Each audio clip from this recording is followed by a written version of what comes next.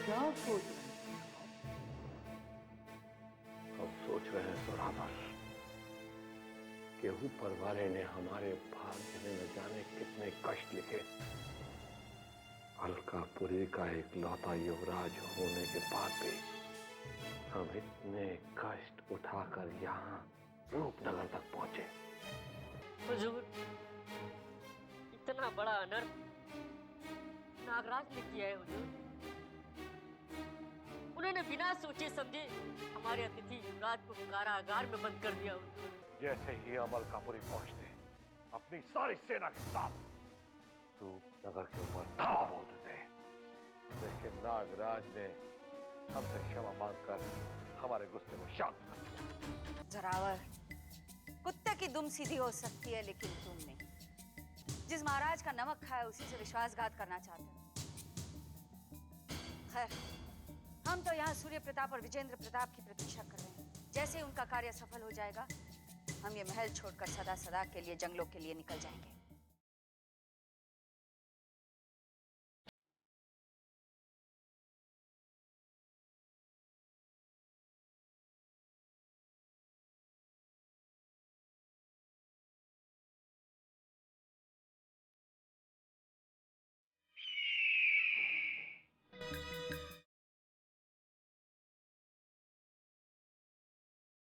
ठहरो कुसुमे।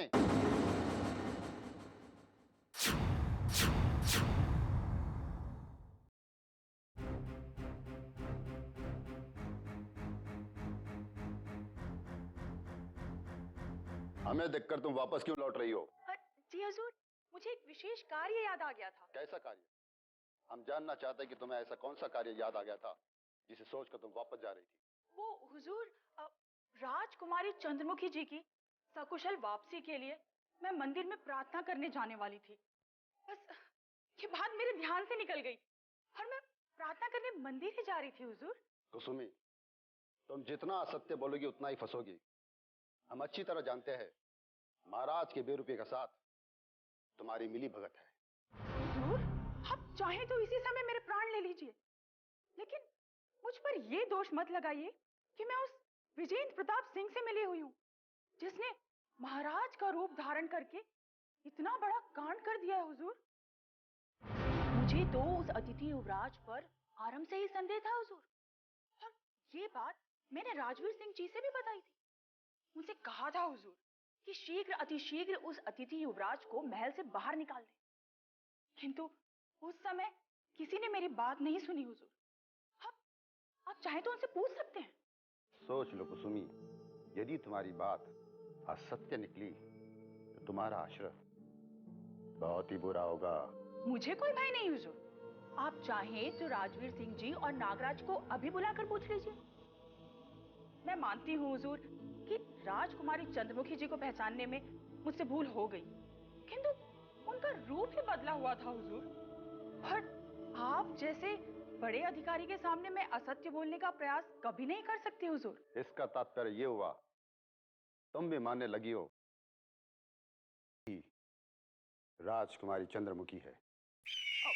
हुजूर, सत्य कहूं तो मैं अभी भी बहुत दुविधा में हूं कि आखिर वो युवती थी कौन। किंतु हुजूर, यदि आप और भुवन सिंह जी जैसे बड़े अधिकारी उसे राजकुमारी चंद्रमुखी समझते हैं तो मुझ अबला की क्या बिसात हुजूर। आप लोगों ने सोचा है तो सत्य ही सोचा होगा। हमने बड़े बड़े रहस्य सुलझाए कुसुमी, परंतु तुम भीतर से क्या हो ये हम अभी तक जान नहीं पाए। तुम पल में सत्य को असत्य बना देती हो और असत्य को सत्य। हम तुम्हें भी समझ लेंगे। अभी हम संकट में हैं, इसलिए हम कोई भी कठोर निर्णय ले नहीं सकते। जैसे ही राजकुमारी चंद्रमुखी का लुफ्त होने का संकट टलेगा, हम तुम्हें भी देख लेंगे।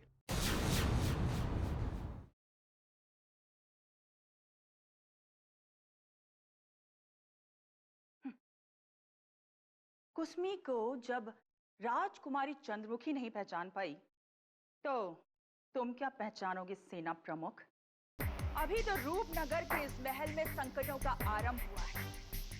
जिस दिन अंत आएगा कोई नहीं बचेगा, कोई कोई नहीं। कुसुमी, कुसुमी।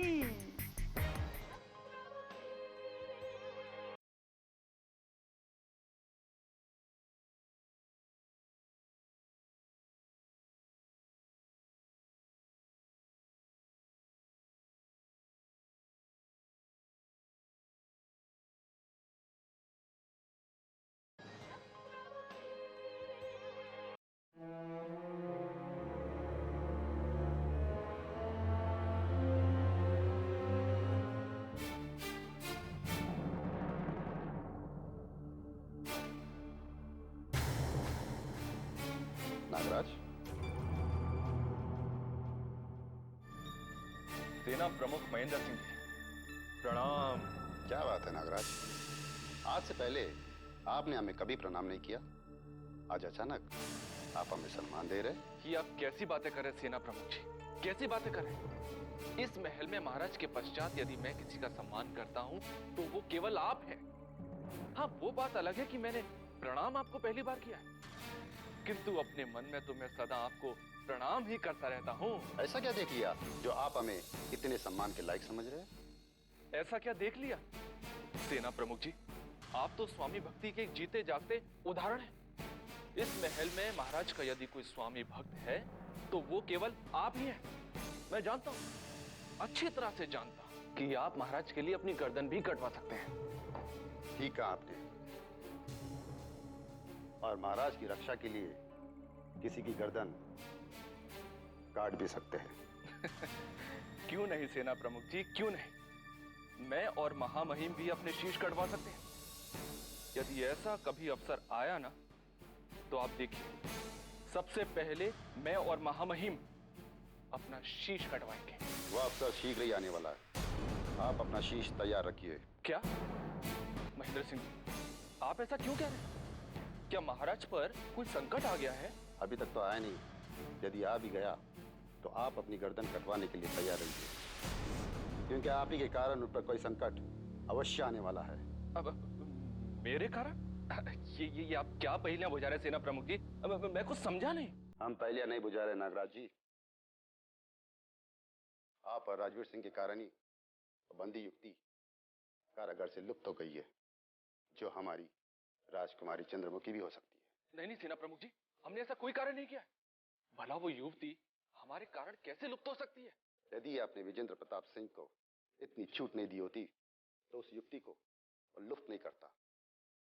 कुसुमी ने आप दोनों को उनके बारे में बताया था, लेकिन आप दोनों ने उसके बातों पर ध्यान नहीं दिया। क्या कुसुमी ने हमें चेताया था? नहीं सेना प्रमुख जी, कुसुमी तो स्वयं एक कपटी महिला है। अवश्य ही उसने आपसे असत्य कहा है। यही बात आपके लिए और मामहिम के लिए कुसुमी कह रही थी। उसने हमें बताया, आप और मामहिम राजवीर सिंह जब देखो तब षड्यंत्र रचते रहते हैं, और उसके चेताने के पश्चात भी आपने हमें विजेंद्र प्रताप सिंह के चालों के बारे में नहीं बताया। हमने वो सेना प्रमुख जी, यदि मेरा वश चलता तो मैं इसी समय कुसुमी का कंठ दबा देता। वो कपटी महिला एक तीर से दो निशाने लगाकर मुझे और महामहिम को मूर्ख बना रही है और हमारे रहस्य इन्हें दे रही है। क्या सोच रहे हैं नागराज जी? यदि आपको हमारी बात पर विश्वास नहीं आ रहा तो हम इसी समय कुसुमी को बुलाकर आपका आमना सामना करा देंगे। सेना प्रमुख जी, मैं उस कुसुमी का सामना अवश्य करूंगा, अवश्य। किंतु इस समय मुझे महामहिम राजवीर सिंह ने एक आवश्यक कार्य से याद किया है। सेना प्रमुख जी, आप मुझे थोड़ा सा समय दीजिए, थोड़ा सा। फिर देखिए वो कुसुमी कैसे मेरे सामने एक भीगी बिल्ली बनकर खीसे निचोड़ती है। तो मैं चलूं? ठीक है, चाहिए, किंतु एक बात याद रखिए, यदि हमें किसी षड्यंत्र के बारे में पता चला तो आप और आपके मामहिम और राजवीर सिंह भारी संकट में पड़ जाएंगे।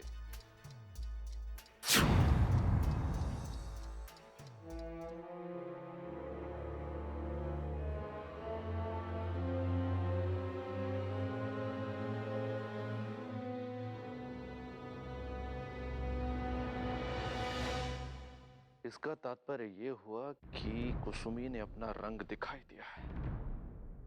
अब तत्काल मुझे महामहिम राजवीर सिंह से मिलकर अपने बचाव के लिए कोई नया षड्यंत्र रचना होगा। क्या राजवीर और नागराज षड्यंत्र कर रहे हैं?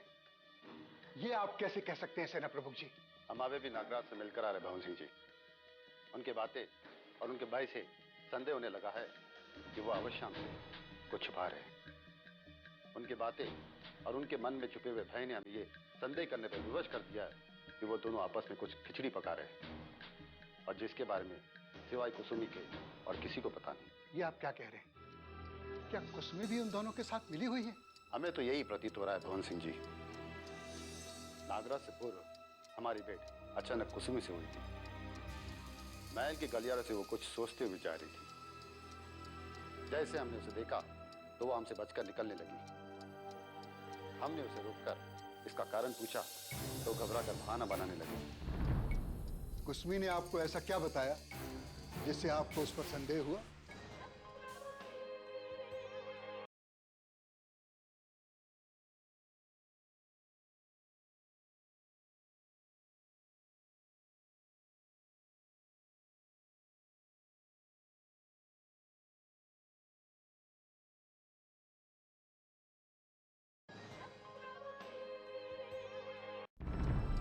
कुसुमी ने आपको ऐसा क्या बताया जिससे आपको उस पर संदेह हुआ? उसने कहा कि मंदिर जा रही थी राजकुमारी चंद्रमुखी की रक्षा की प्रार्थना करने। जो राजकुमारी जी को फांसी के फंदे पर देखने के लिए इतनी उतावली हो रही हो, उससे अचानक राजकुमारी जी से इतना मोह कैसे हो गया? कुसुमी एक ऐसी विश्व कन्या है जो अपने स्वार्थ के लिए सदा विश्व बदलती रहती है।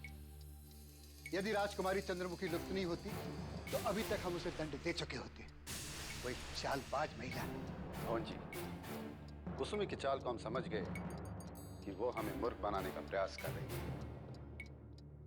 हमने जब उस पर आरोप लगाया कि जिस विजेंद्र प्रताप सिंह ने महाराज का रूप धारकर उस बंदी युक्ति को कारागार से लुप्त किया और उसमें उसका भी हाथ है, तो घबरा गई और सारा दोष राजवीर और नागराज पे डाल दिया। अच्छा, और बताइए, और क्या कहा उसने? उसने बताया कि वो आराम से ही विजेंद्र प्रताप सिंह को संदेह की दृष्टि से देख रही है, किंतु राजवीर सिंह और नागराज ने उसकी बातों पर ध्यान नहीं दिया, इसलिए आज हमें ये दिन देखना पड़ रहा है। ये बात है तो हमें नए सिरे से राजवीर और नागराज की परीक्षा लेनी पड़ेगी, किंतु वो इतने चतुर हैं कि अपना रहस्य किसी के हाथ नहीं लगने देते। उनसे रहस्य उगलवाने के लिए हमें कोई योजना बनानी होगी। योजना बन चुकी है भवन सिंह जी। हमने नागराज को कुसुमी के विरोध भड़का दिया है। अब नागराज तिल मिलाकर सीधा राजवीर के पास ही पहुंचेगा। आप देखते हैं उसकी बात सुनकर महामहिम राजवीर क्या करते हैं। आपकी योजना बड़ी सटीक है। अगर उन्होंने कुसुमी के साथ मिलकर कोई योजना बनाई होगी तो वो सतर्क होकर कोई ना कोई कदम अवश्य उठाएंगे। आप उन पर दृष्टि रखिए। जैसे आपने नागराज को भड़काया है, वैसे ही हमें राजवीर सिंह को ही भड़काना पड़ेगा।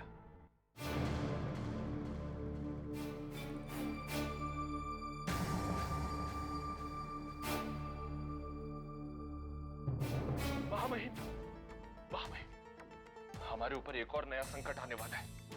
उस कुसुमी ने हमें फंसाने में कोई कसर नहीं छोड़ी है महामहिम। वो हमारी स्वामी भक्त नहीं है, अपितु शत्रु है। हमारी शत्रु? नागराज, उसने ऐसा क्या कर दिया जो वो हमारी शत्रु हो गई? महामहिम, ये कहिए कि उसने क्या नहीं किया है। वो हमारे सामने हमारी स्वामी भक्ति करती रहती है, किंतु पीठ पीछे हम पर वार भी करती है। उसने दुष्ट महेंद्र सिंह के सामने हमारे लिए ऐसा विष उगला है महामहिम, ऐसा विष उगला है जो हमें मृत्यु तक पहुंचा सकता है। कुसुमी जैसी महिला से हमें यही आशा थी। जो राजकुमारी की ना हो सकी वो हमारी कैसी हो सकती है? अब ये बताओ कि सेना प्रमुख ने तुमसे क्या कहा जो तुम इतने लाल पीले हो रहे हो? महामहिम, उसने महेंद्र सिंह को साफ साफ कह दिया है कि उसने हमें विजेंद्र प्रताप सिंह के बारे में आगाह किया था, किंतु हमने उसकी बात पर ध्यान नहीं दिया और उस विजेंद्र प्रताप सिंह को ढील देकर राजकुमारी चंद्रमुखी को लुप्त कराने में उसकी सहायता की है। नहीं नागराज, ऐसा हो नहीं सकता। कुसुमी अपने पैरों पर कभी कुल्हाड़ी नहीं मार सकती, क्योंकि वो जानती है कि यदि वो ऐसा करेगी तो ये स्वयं फंस जाएगी। महामहिम, मेरा भरोसा कीजिए, मैं सत्य कह रहा हूं। मैं अभी अभी उस महेंद्र सिंह से भेंट करके आया हूं। उसने मुझे इतना धमकाया महामहिम, इतना धमकाया कि एक बार को तो मैं मूर्छित होते होते बच गया।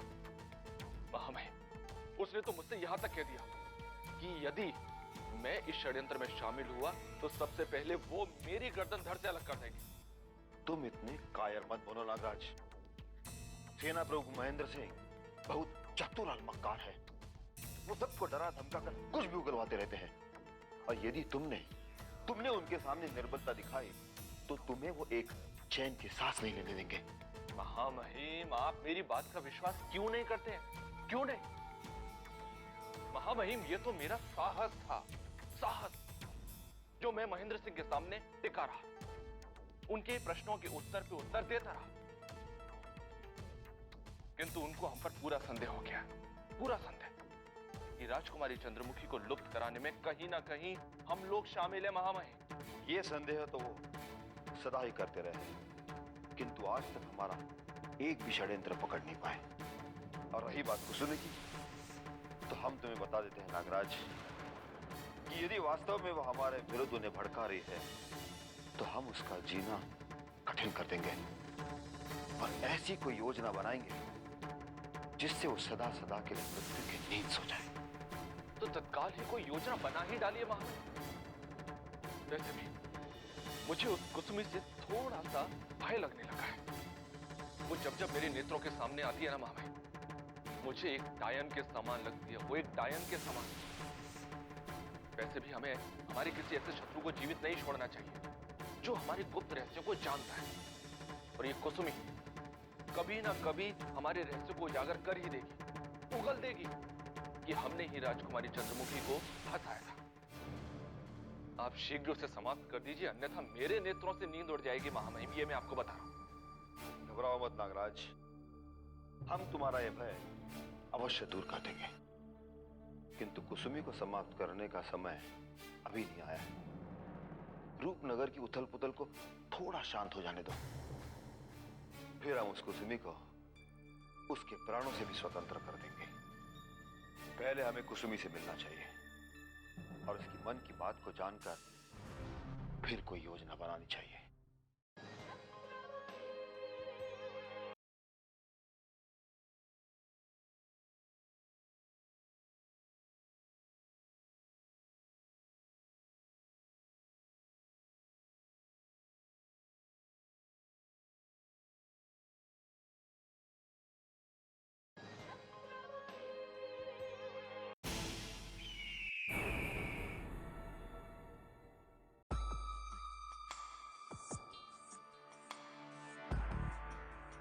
कुसुमी,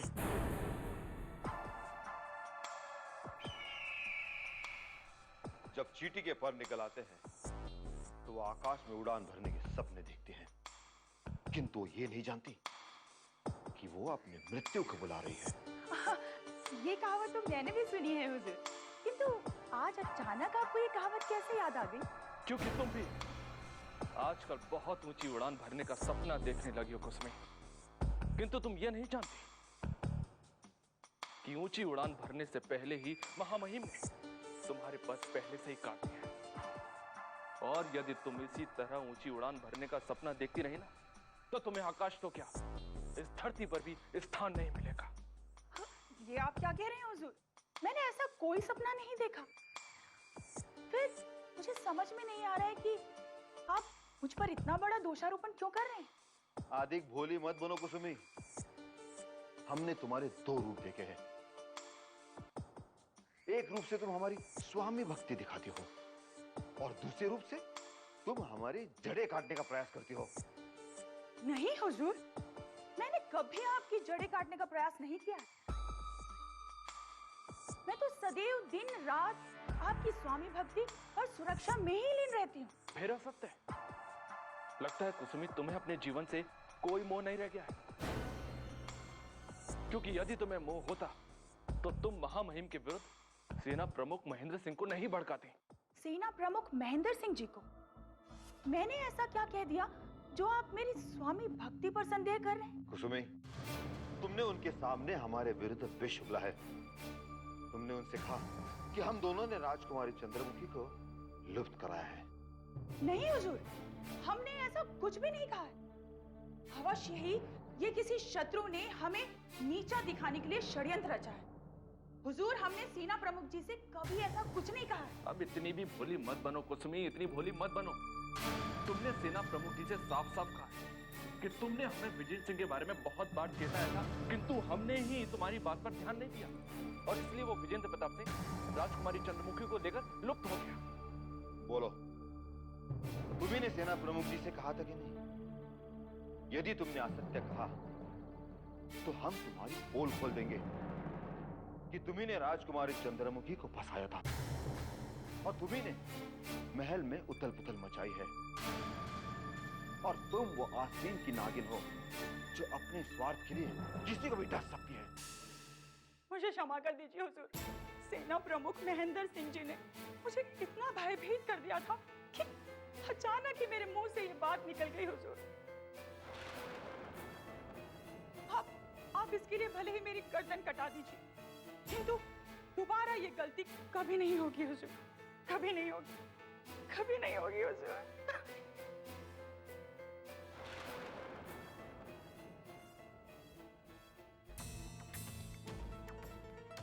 अपने आंसुओं को कब तक शस्त्र बनाकर हमसे बचती रहोगी कुसुमी? कब तक? यदि मैं महामहिम को समझाता नहीं ना, तो अब तक महामहिम तुम्हें मृत्यु के मुख में पहुंचा भी चुके होते। अब मेरी बात ध्यान से सुनो। यदि ऐसी गलती दोबारा हुई तो मैं तुम्हें बचा नहीं पाऊंगा। अब जाओ यहां से। जो आज्ञा हुजूर। प्रणाम। नागराज, हम उसे दंड देना चाहते थे और तुमने उसे बिना दंड दिए ही भगा दिया। महामहिम, उसने अपनी भूल मान ली है ना, और यदि हम उसे दंड देते तो हम भी फंसते। अब कुसुमी कोई भी षड्यंत्र करने से पहले एक बार अवश्य सोचे। और वैसे भी अब हमें कुसुमी से ध्यान हटाकर उस वनराज पर अपना ध्यान लगाना चाहिए जो उस पुराने महल में बैठा चंद्रमुखी के फूल को प्राप्त करने की योजना बना रहा होगा। समय पर समय बीता जा रहा है और हम चंद्रमुखी के फूल के अपने पास इस पुराने महल में एक बंदी जैसा जीवन बिता रहे हैं। पता नहीं क्यों हमारा भाग्य हमारा साथ ही नहीं दे रहा।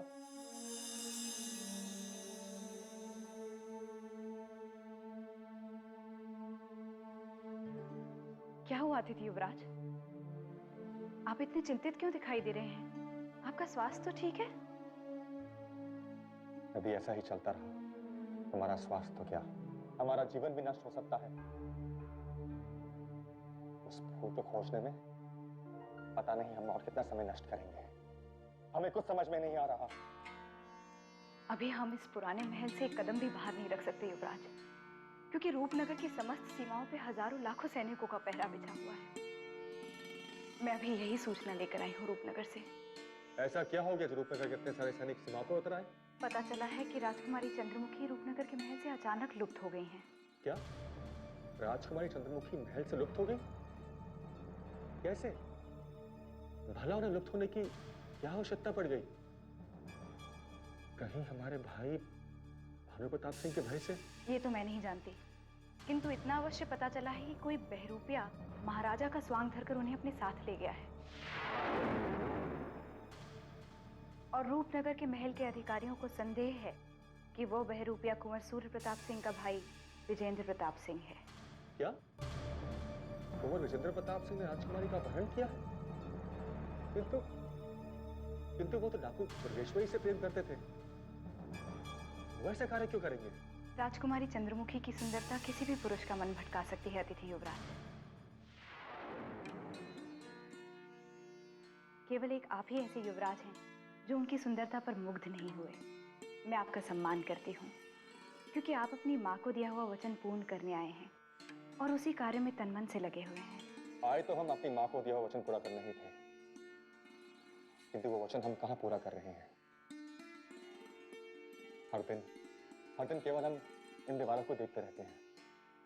किंतु और नहीं, अब हम और समय नष्ट नहीं करेंगे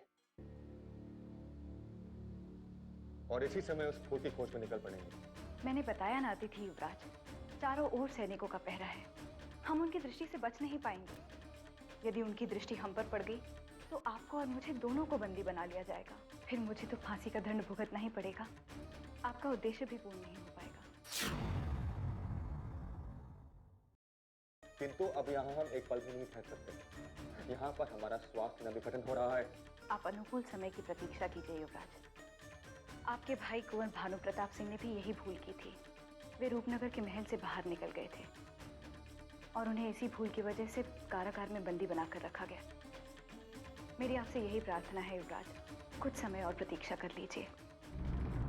जैसे ही राजकुमारी चंद्रमुखी के लुप्त होने का रहस्य समाप्त हो जाएगा, हम यहाँ से निकल जाएंगे।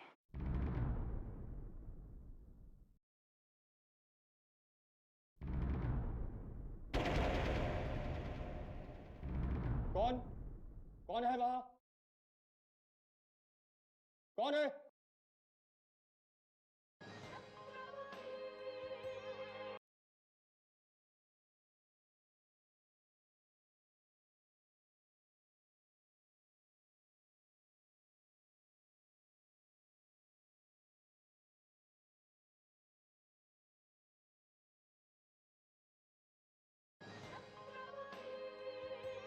कौन?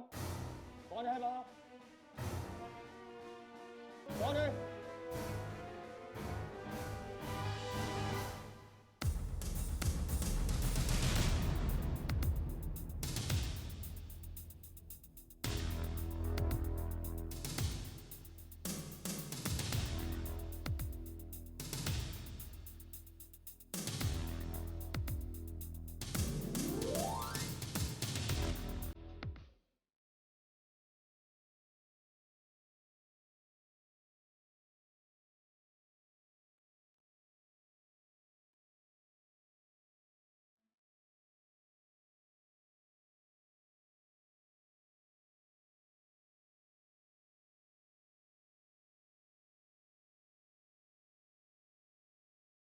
सिपाहियों।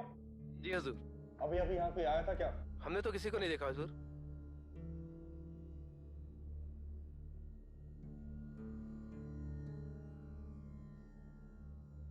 सिपाहियों, अब यहाँ से कोई गया था क्या? कौन था यहाँ युवराज? पता नहीं था, किंतु कोई हमें छिपकर घूर रहा। इतनी कड़ी सुरक्षा में यहाँ कौन हो सकता है? कहीं आपका भ्रम तो नहीं? महाश्वेता, हमें कोई भ्रम नहीं हुआ। हम उन आंखों को पहचानते हैं। हम उन्हें पहले भी देख चुके हैं। वो आंखें हमारे किसी शत्रु की ही हैं। शत्रु की आंखें? यहाँ आपका कौन शत्रु हो सकता है?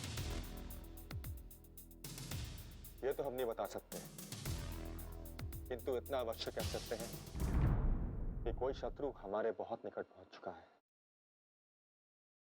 परंतु वो शत्रु है कौन? बाल बाल बचे। अब ये सूचना महामहिम और नागराज को तुरंत देनी होगी। नागराज, हम रूपनगर के राजमहल के राजनीति में उलझे रहे तो पुराने महल को भूल जाएंगे।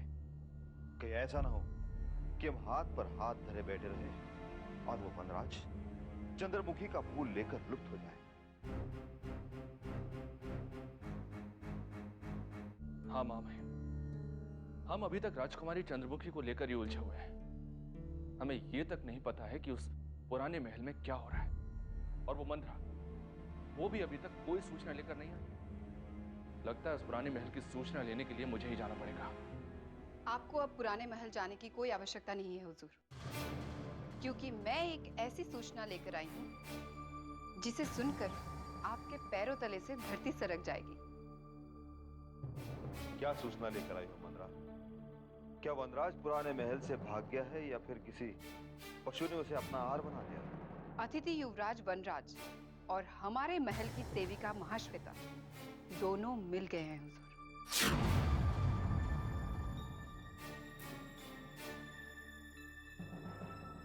और वो दोनों मिलकर चंद्रमुखी के फूल को चुराने की अंतिम योजना पर कार्य कर रहे हैं। देखा मामा, मेरा संदेह सही निकला। मुझे पहले से इस बात का संदेह हो गया था कि वो दोनों मिलकर उस चंद्रमुखी के फूल को चुराने का षड्यंत्र कर रहे हैं। नागराज, हमें भी उस वनराज के षड्यंत्र पर संदेह था, किंतु हम ये नहीं जानते थे कि महाश्वेता उसके साथ मिल गई होगी, जिसे हम महाराज और भुवन सिंह की विश्वासपात्र सेविका समझ रहे थे, वही हमारे साथ इतना बड़ा विश्वासघात करेगी ये हमने सपने में नहीं सोचा। महामहिम, यदि आप आदेश करें तो मैं इसी समय पुराने महल में जाकर उस महाश्वेता का वध कर दूं, क्योंकि मेरा रक्त क्रोध से उबलने लगा है महामहिम, उबलने लगा है। नहीं नागराज, यदि हमने महाश्वेता का वध किया और पकड़े गए तो चंद्रमुखी को लुप्त करने का अभियोग भी हम पर लग जाएगा। तो हम क्या करें महामहिम? यदि हम ऐसे ही बैठे रहे और वो दोनों चंद्रमुखी के फूल को लेकर लुप्त हो गए तो हम हाथ मलते रह जाएंगे। ये कभी नहीं हो सकता है हुजूर, क्योंकि हमारे सैनिक महल के चप्पे चप्पे पर फैले हुए हैं। इसलिए वो दोनों पुराने महल के बाहर एक कदम भी नहीं रख सकते। यदि ये बात है महामहिम, तो कुछ राहत तो हमें मिल सकती है, किंतु महामहिम, हमारे सैनिक कब तक फैले रहेंगे? जैसे ही राजकुमारी का रहस्य समाप्त हो जाएगा, हमारे सैनिक वापस लौट आएंगे और वो दोनों चंद्रमुखी के फूल को लेकर लुप्त हो जाएंगे। चिंता मत करो नागराज, इससे पहले हम ऐसी कोई योजना बना देंगे जिससे वो दोनों चंद्रमुखी के फूल को नहीं ले जा पाएंगे। मंदरा, तुम जाओ और उन दोनों पर दिन रात निगरानी रखो और कोई विशेष सूचना मिलते ही हमें सूचित करो। जो आज्ञा हुजूर, मैं चलती हूँ।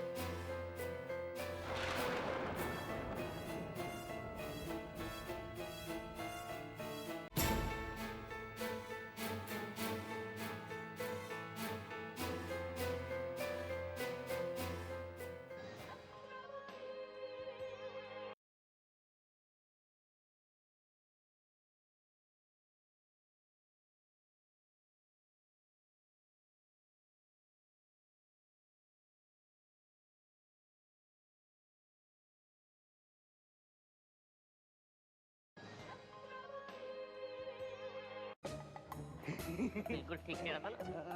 नागराज को कैसे लगा पता?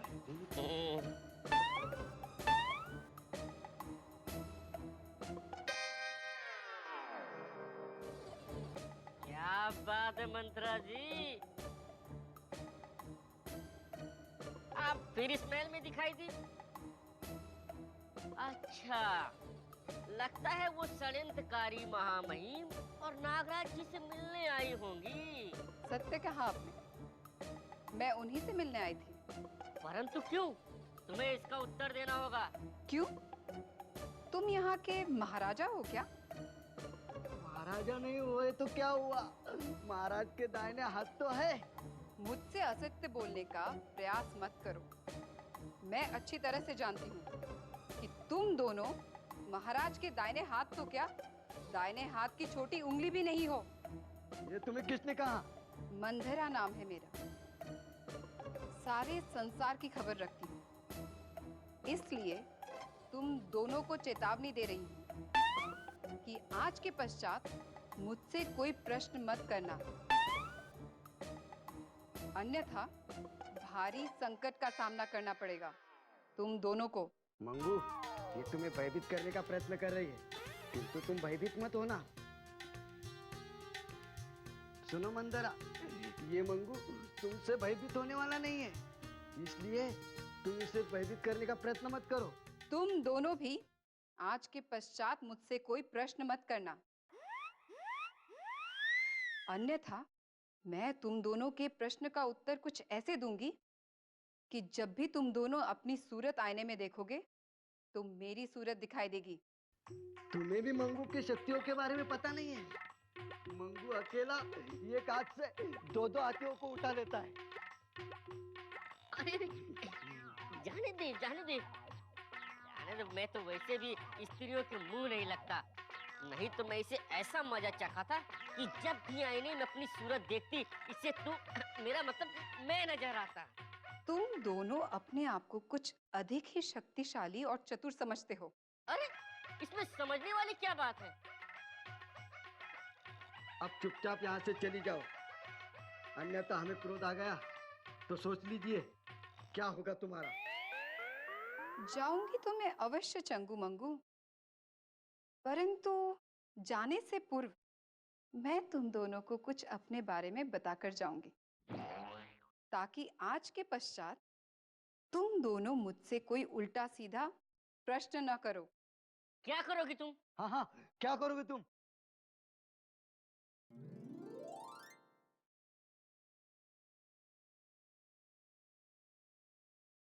अरे मंगू, ये तुझे ऐसे ही भयभीत करने का प्रयत्न कर रही है। अरे चंगू, हाँ। तेरी मूंछ कहाँ गई? मेरी मूंछ। चंगू तेरी मूंछ। मेरी मूंछ कहाँ है? मेरी मूंछ कहाँ है? मेरी मूंछ कहाँ है? देखो मंत्रा, मैं कहता हूँ चुपचाप इसकी मूंछें वापस लौटा दो, वरना मुझे क्रोध आ जाएगा। और अगर मुझे क्रोध आ गया तो? क्रोध आ गया तो क्या करेगा तू? तो क्या करूँगा? हाँ, मैं तुम्हारी हत्या कर दूंगा। अरे मैं तो डर गई। भयभीत हो गई हो तो अब चुपचाप इसकी मूंछें वापस लौटा दो।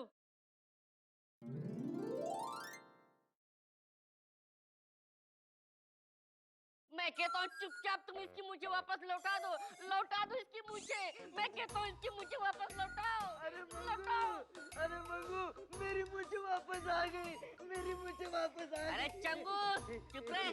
देख, मेरी वजह से इसने तेरी मूंछें वापस लौटा दी। मंगू, अब तेरी बारी।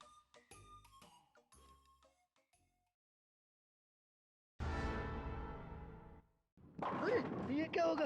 ये क्या होगा? अरे ये क्या होगा? मंगू, ये क्या हो गया तुझे?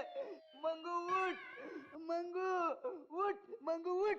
ये क्या हुआ तुझे? उठ, उठ, हाँ, उठ। मंगू, ये तू मूर्छित कैसे हो गया था? अरे चंगू, मुझे ऐसा लगा जैसे किसी ने मेरे सर पे जोर से मारा। चंगू, तू मेरा मित्र है ना? देख, तू ये बात किसी को नहीं बताना। नहीं तो सारे रूपनगर में हमारा अपमान होगा। चंगू, चंगू, मंत्रा किधर गई? वो इधर गई। अरे वो उधर गई तो हम इधर भाग, जल्दी भाग। अरे चंगू उधर नहीं, इधर। अरे चंगू इधर। चंगू, चंगू, चलो चंगू।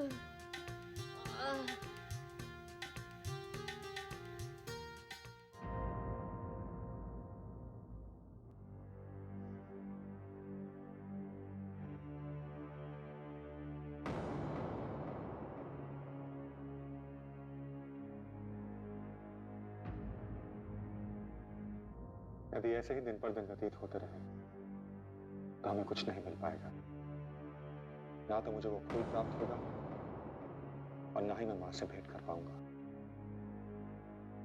तब तक महाश्वेता के भरोसे बैठे रहेंगे। मुझे वो फूल स्वयं ढूंढने जाना होगा, स्वयं।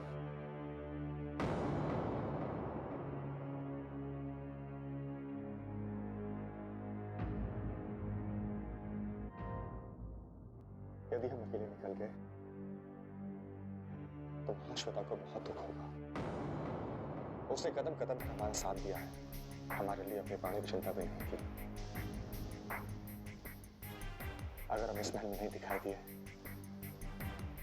तो उसके प्राण संकट में पड़ सकते हैं। किंतु हम क्या करें? क्या करें? हमें अपनी माता और पिता की दृष्टि के लिए वो चंद्रमुखी का फूल प्राप्त करना ही होगा, निकलना ही होगा।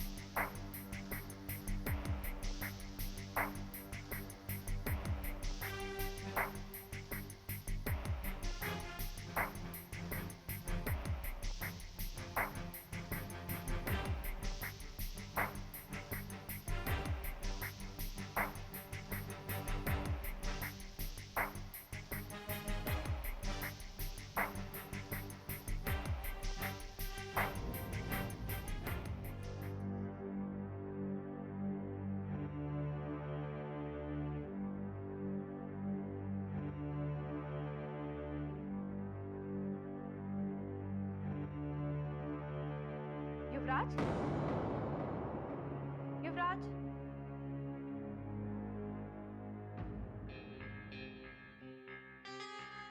युवराज, युवराज, युवराज, कहाँ चले गए? युवराज, युवराज, युवराज,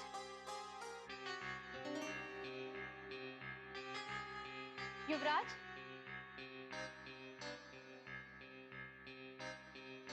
सारे महल में ढूंढ चुकी हूँ पर युवराज का कहीं अता पता ही नहीं है। अवश्य ही वे चंद्रमुखी के फूल को खोजने अकेले ही निकल गए हैं। हे भगवान, ये क्या हो गया? कदम कदम पर सिपाही हैं और कहीं किसी ने उन्हें आते जाते देख लिया